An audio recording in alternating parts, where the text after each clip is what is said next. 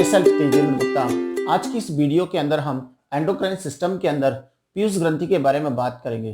ठीक है, पीयूष ग्रंथि क्या होती है, कहाँ पाई जाती है, इसके द्वारा कौन कौन से हार्मोन स्रावित होते हैं और इसके द्वारा जो हार्मोन स्रावित होते हैं उनके क्या क्या फंक्शंस हैं। तो आप इस वीडियो को ध्यान से देखें। ठीक है, देखिए सबसे पहले हम देखते हैं ये जो पीयूष ग्रंथि है, पीयूष ग्रंथि जो कि मटर के दाने के समान स्ट्रक्चर होती है। हम ये कह सकते हैं भ्रूणीय एक्टोडर्म से परिवर्धित रचना है। भ्रूणीय एक्टोडर्म से परिवर्धित रचना होती है। ठीक है, यदि अपन आकार की बात करें तो ये मटर के दाने के समान इसकी रचना होगी। मटर के दाने के समान। कलर की बात करें तो एक ग्रे कलर अर्थात सलेटी कलर की होती है। इसका रंग कैसा होता है? ग्रे कलर का, सलेटी रंग का होता है।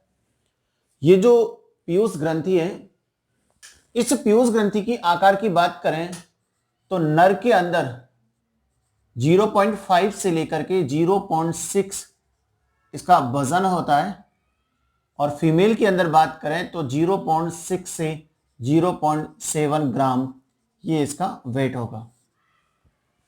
ठीक है, इसके अलावा हम देखें ये कहां उपस्थित होती है तो पीयूष ग्रंथि का ऊपरी हिस्सा हाइपोथैलेमस से जुड़ा रहता है, या हम ये कह सकते हैं कि हाइपोथैलेमस से नीचे की ओर एक व्रंत जिसको हम बोलते हैं इनफंडाबुलम, ये क्या एक व्रंत है। इस व्रंत के द्वारा मटर के दाने के समान रचना नीचे की ओर लटकी हुई रहती है। कहां पाई जाती है तो देखो मस्तिष्क की एक स्फिनोइड अस्थि, कौन सी हड्डी है ये? स्फिनोइड। इस स्फिनोइड अस्थि के अंदर जो सेला टर्सिका गुहा होती है, ये जो कैविटी इसने बनाई है, इस कैविटी को हम बोलते हैं सेला टर्सिका गुहा। इस गुहा के अंदर ये लटकी हुई रहती है। कौन? पीयूष ग्रंथि। ठीक है, पीयूष ग्रंथि शरीर की अन्य सभी ग्रंथि व ग्रंथि द्वारा स्रावित जो हार्मोन्स हैं उन पर यह नियंत्रण रखती है। कौन? पीयूष ग्रंथि। इसलिए पीयूष ग्रंथि को हम क्या कह सकते हैं? मास्टर ग्लैंड अर्थात प्रधान ग्रंथि। पीयूष ग्रंथि को क्या कह सकते हैं? मास्टर ग्लैंड कह सकते हैं या प्रधान ग्रंथि कह सकते हैं, या इसका एक नाम और है जिसको हम बोलते हैं leader of orchestra. Orchestra party के अंदर जो लोग बजाने का काम करते हैं उसके सामने एक कंट्रोलर होता है जो उन पर नियंत्रण रखता है। तो ठीक उसी प्रकार से पीयूष ग्रंथि जो अन्य सभी अंतःस्रावी ग्रंथि और उनके द्वारा स्रावित हार्मोन्स पर कंट्रोल करती है, इसलिए इस ग्रंथि को हम क्या बोलते हैं? मास्टर ग्लैंड, प्रधान ग्रंथि या फिर लीडर ऑफ ऑर्केस्ट्रा। यदि हम इसके आकार की बात करें जो कि मटर के दाने के समान रचना है, ये एक ऐसी एंडोक्राइन ग्लैंड्स है जो कि सबसे स्मॉलेस्ट होती है, अर्थात इसे हम क्या बोलेंगे? सबसे छोटी अंतःस्रावी ग्रंथि। क्या बोलते हैं इसको? सबसे छोटी अंतःस्रावी ग्रंथि। ठीक है, अब हमने बात की। इसके बाद आप देखिए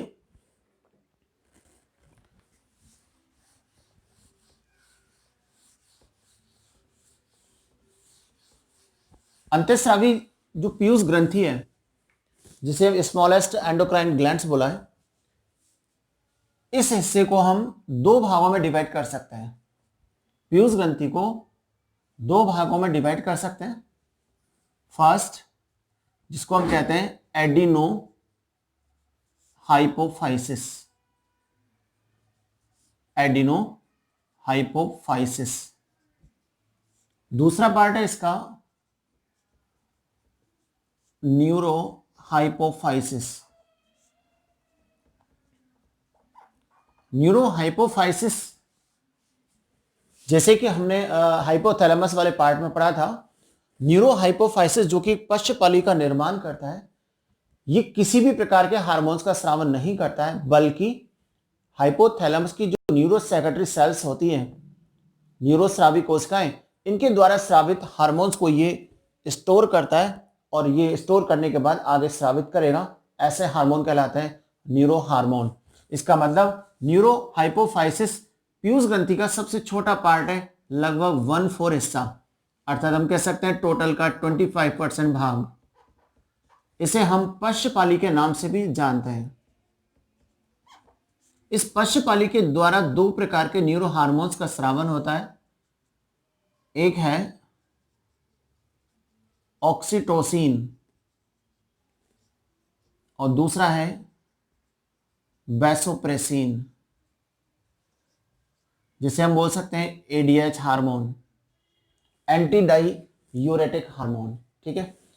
जबकि एडिनो हाइपोफाइसिस जो होता है, एडिनो हाइपोफाइसिस जो कि 3/4 हिस्सा है, यानी कि लगभग टोटल पीयूष ग्रंथि का 75% भाग, ये भाग जो सबसे बड़ा होता है, जो 3 भागों में बटा होता है, ये फूला हुआ भाग जिसे पार्स डिस्टलिस कहते हैं, ऊपर का सकरा भाग जिसे पार्स ट्यूबेरोलिस कहते हैं, और इन दोनों के मध्य का जो सकरा ये हिस्सा है जॉइंट, इसको बोलते हैं पार्स इंटरमीडिया। तो ये 3 हिस्से इसके होते हैं, हम यहां पर लिख सकते हैं, ध्यान से समझें इसको। एक होता है पार्स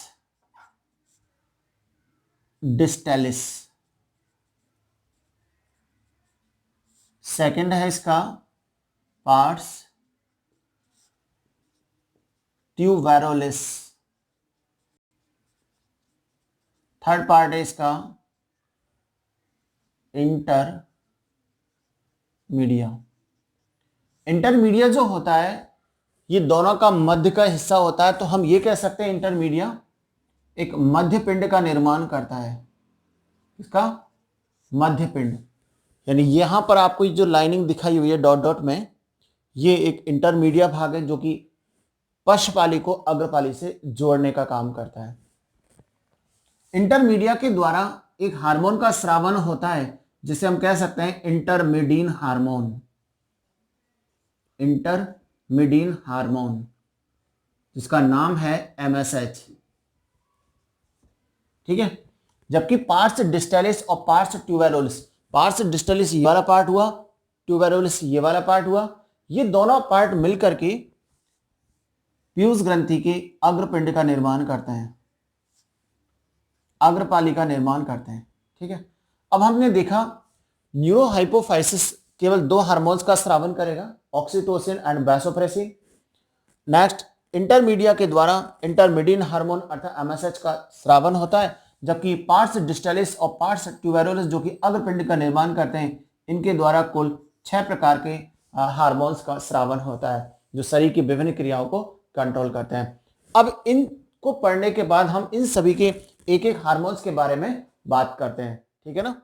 तो देखिए पीयूष ग्रंथि की जो अग्रपाली है, अग्रपाली के द्वारा लगभग 6 प्रकार के हार्मोन्स के स्रावन होते हैं, जिनमें से हम सबसे पहले बात करते हैं GH हार्मोन की। GH का मतलब होता है ग्रोथ हार्मोन अर्थात वृद्धि हार्मोन, जो कि GHRH के प्रेरण से उत्पन्न होता है। GHRH जो कि रिलीजिंग फैक्टर है, जो हाइपोथैलेमस के द्वारा आता है, उसके प्रेरण से ये उत्पन्न होता है पीयूष ग्रंथि की अग्रपाली के द्वारा। ठीक है। तो GH हार्मोन जिसे ग्रोथ हार्मोन, वृद्धि हार्मोन कहते हैं, इसे हम सोमेटोट्रोपिन हार्मोन भी कह सकते हैं, STH हार्मोन। ठीक है। सोमेटोट्रोपिन यानी कि ये प्रेरित करता है शरीर की वृद्धि को, इसलिए इसको ग्रोथ हार्मोन या STH के नाम से भी जानते हैं। ये जो हार्मोन है शरीर की उन सभी क्रियाओं को प्रेरित करता है जिससे शरीर की वृद्धि होगी, या उन सभी क्रियाओं को ये रोकता है जिससे शरीर का विनाश होता है, अर्थात शरीर की कोशिकाएं नष्ट होती है। जैसे कि देखिए आप, शरीर में DNA, RNA व प्रोटीन के निर्माण को प्रेरित करता है। DNA, RNA न्यूक्लिक एसिड का निर्माण होगा, इनके माध्यम से प्रोटीन का निर्माण होगा, प्रोटीन का निर्माण होगा तो शरीर की क्या होती है, वृद्धि होती है।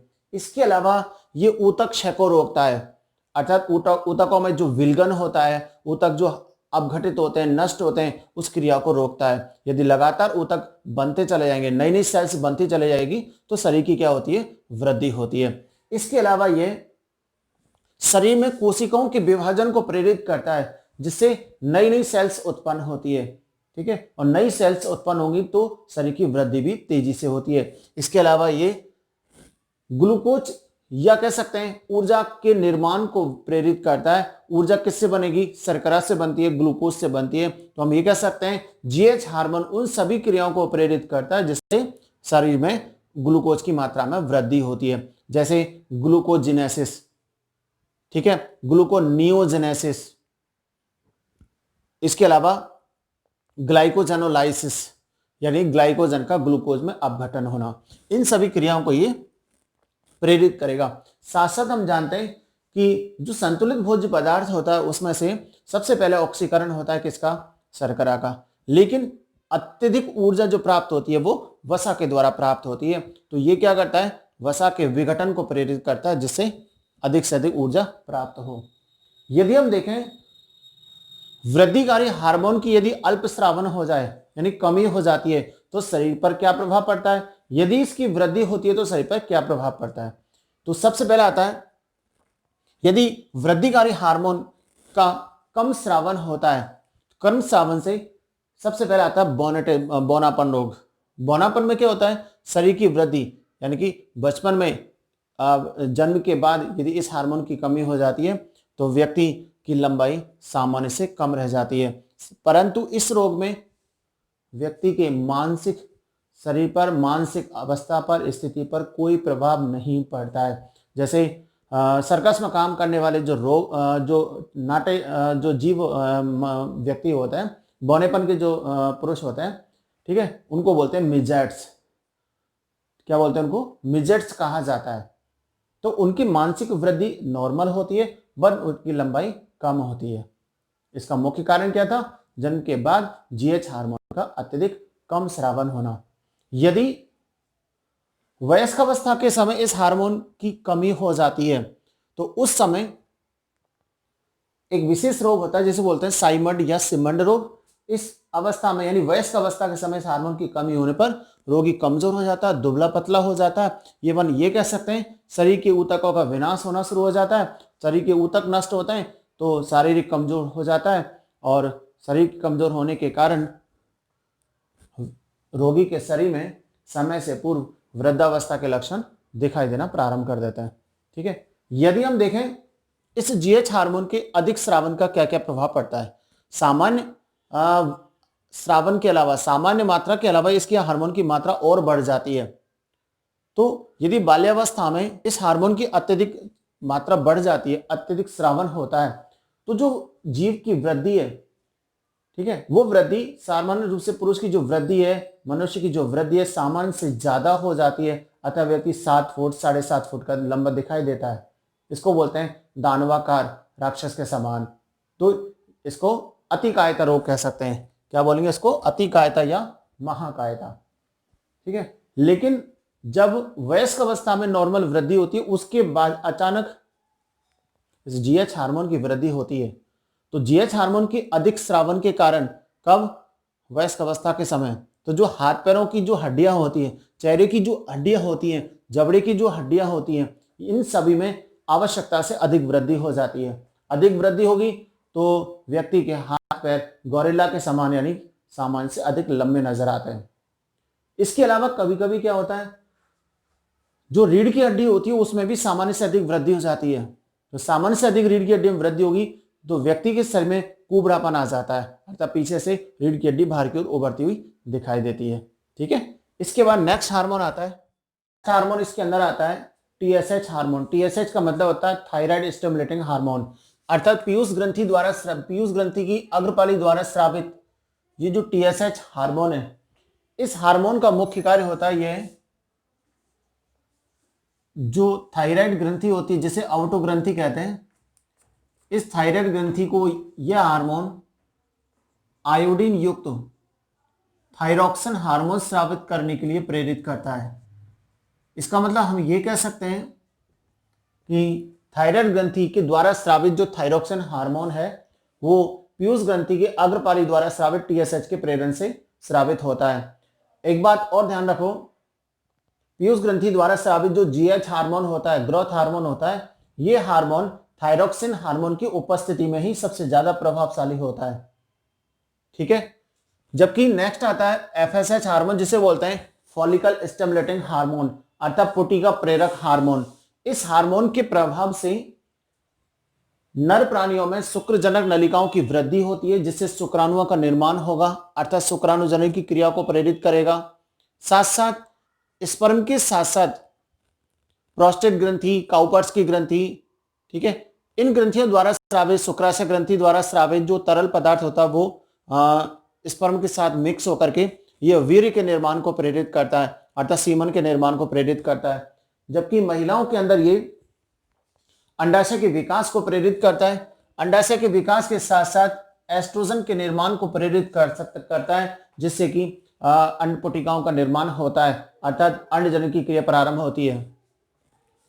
एफएसएच हार्मोन को गैमेटोकाइनेटिक कारक भी कहते हैं, ये चीज आप ध्यान रखना। अर्थात ये एक ऐसा हार्मोन है जो युग्मकों के निर्माण को प्रेरित करता है, इसलिए इसको गैमेट्स काइनेटिक का मतलब डिवीजन, अर्थात युग्मक निर्माण की क्रिया को प्रेरित करने वाला कारक। नेक्स्ट आता है एलएच, ल्यूटिनाइजिंग हार्मोन इसको आप कह सकते हैं, जिसका दूसरा नाम है आईसीएसएच। आईसीएसएच का मतलब होता है interstitial cell and stimulating hormone, अर्थात अंतराली कोशिका प्रेरक हार्मोन। जो वृषण की जो पिंडक होते हैं उनके बीच में जो अंतराली अवकाश होता है, उस अवकाश में पाए जाने वाली जो लैडिंग सेल्स होती हैं, जिन्हें हम इंटरस्टिशियल सेल अर्थात अंतराली कोशिका कहते हैं, इन अंतराली कोशिकाओं को ये हार्मोन, लैडिंग कोशिकाओं या अंतराली कोशिकाओं को यह हार्मोन नर हार्मोन के स्रावन को प्रेरित करता है, अर्थात इसके प्रभाव से लैडिंग कोशिका नर हार्मोन जैसे कि एंड्रोजन या टेस्टोस्टेरोन का स्रावन करती है, और टेस्टोस्टेरोन या एंड्रोजन के कारण नर में द्वितीयक लैंगिक लक्षणों का विकास होता है। ठीक है, जबकि मादा प्राणी के ये अंडोत्सर्ग और साथ साथ एस्ट्रोजन और प्रोजेस्टेरोन के स्रावन को प्रेरित करता है। यहां पर अंडोत्सर्ग की क्रिया का मेन रोल है, ध्यान रखना आप। इसका अर्थ हुआ जब रज चक्र के ठीक 14वें दिन अंडोत्सर्ग की क्रिया होती है, अंडोत्सर्ग के समय एलएच हार्मोन की मात्रा बहुत ज्यादा बढ़ जाती है, जिसके कारण अंडोत्सर्ग की क्रिया संपन्न होगी, अर्थात एलएच की सांद्रता का अधिक स्रावन होना, वो कहलाता है एलएच सर्ज। क्या कहलाएगा वो? एलएच सर्ज कहलाता है। तो ये क्वेश्चन कई बार एग्जाम में पूछा जाता है, एलएच सर्ज का मतलब क्या है? अर्थात अंडोत्सर्ग के समय एलएच की मात्रा का अधिक होना। अंडोत्सर्ग की क्रिया एलएच के द्वारा ही संपन्न होती है।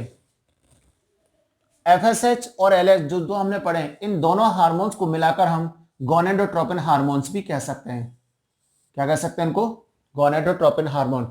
नेक्स्ट आता है लैक्टोजेनिक लैक्टोट्रोपिक हार्मोन, जिसे हम एमटीएच अर्थात मेमोट्रोपिक हार्मोन भी कहते हैं। ये हार्मोन स्तन ग्रंथियों की वृद्धि, उनमें दुग्ध के निर्माण और दुग्ध के स्रावन को प्रेरित करता है। साथ में इस एलटीएच हार्मोन के प्रेरण से ही अंडाशय में उपस्थित जो कार्पस ल्यूटियम है, जिसे अपन चक्रीय ग्रंथि कहते हैं, पीले रंग के होने के कारण इसको पीतपिंड के नाम से जानते हैं। तो ये पीतपिंड या कार्पस ल्यूटियम एलटीएच के प्रेरण से ही प्रोजेस्टेरोन हार्मोन का स्रावन करती है। और प्रोजेस्टेरोन का जो मुख्य कार्य होता है कि गर्भ निषेचन के बाद संपूर्ण गर्भावस्था का नियमन करना। इसके बाद नेक्स्ट आता है MSH hormone, melanocyte stimulating hormone. Melanocyte stimulating जो हार्मोन है, इस हार्मोन का स्रावन किसके द्वारा होता है? ध्यान रखना, पार्ट्स जो इंटरमीडिया के द्वारा होता है। पार्ट्स जो इंटरमीडिया है के द्वारा जो मध्यपिंड का निर्माण करता है, इसके द्वारा यह हार्मोन स्रावित होता है। अतः इसे हम इंटरमीडियन हार्मोन के नाम से भी जानते हैं। ध्यान रखना, इस हार्मोन की जो सांद्रता है, मात्रा है, वो बर्ड्स, पक्षी एंड रेप्टिलिया अर्थात सरीसृप, इनके अंदर इसकी सांद्रता मैक्सिमम होती है। ठीक है, जिनके कारण इनके त्वचा का रंग डार्क होता है। जबकि मनुष्य के अंदर इसकी सांद्रता कम होती है। इस कारण ही मनुष्य का त्वचा का जो रंग होता है वो कम गहरा कह सकते हैं, कम गहरे रंग का होता है, क्योंकि मेलानोसाइट जो कि एक मेलानिन वर्णक का स्रावन करती है, मेलानिन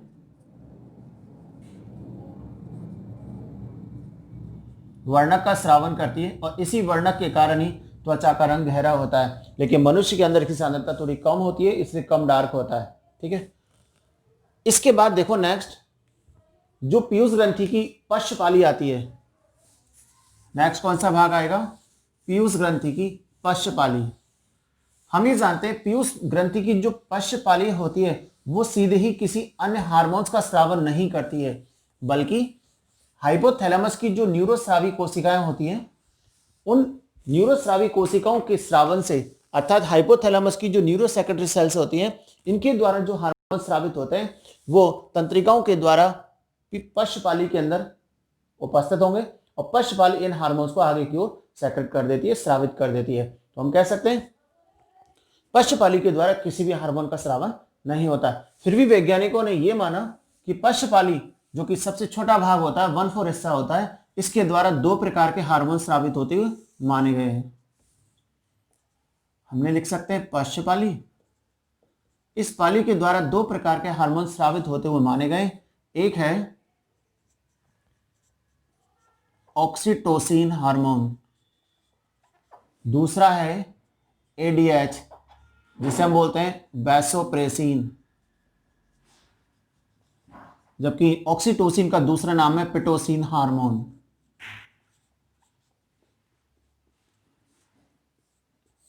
एडीएच हार्मोन की यदि हम बात करें, जिसकी फुल फॉर्म होती है एंटी डाईयूरेटिक हार्मोन, ये हार्मोन जो नेफ्रॉन होते हैं, नेफ्रॉन के अंदर जो कलेक्टिंग डक्ट होती है, अर्थात नेफ्रॉन की